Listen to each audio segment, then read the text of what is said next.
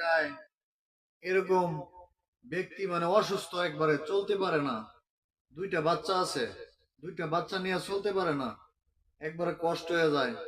আপু বলল কি, আপনারা যদি কেউ সব মানবিক কাজ করতে চান, তা বলছি আমিও আপনাদেরকে দিয়ে দিব, এবং আমার ফ্যান্স ফলোয়ারকে বলে দিব, যারা দিতে চায় ইচ্ছুক, ওই পরিবারটা যদি ভালো চলতে পারে, ভালো একটা ব্যবসা বাণিজ্য করে খাইতে পারে, ওই লোকটার পাও একবারে সমস্যা, যা জায়গা জমিন ছিল ওই লোকের চিকিৎসা করে সব শেষ, আর কিছুই নাই। আমরা যদি মানবিক কাজ করতে পারি ওই ভাইটার জন্য, আপুর এলাকার, তাই আমরা নিজেকে অনেক গর্বিত মনে করব। যদি আমাকে বিশ্বাস করেন আর আপুকে বিশ্বাস করেন, এয়ারপোর্টে জব করে আপু, এয়ারপোর্টে শাহজালাল আন্তর্জাতিক বিমানবন্দরে জব করে, আপুর এলাকায়, আপুর এলাকায় ওই লোকটার বাড়ি।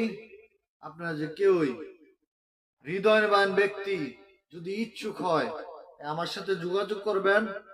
আমি আপুর বিকাশ নাম্বার দিয়ে দিব, আপুর বাড়ির পাশেই বাড়ি, বিকাশ নাম্বার দিয়ে দিব, আপনারা দিবেন, দিলে ভালো লাগবে।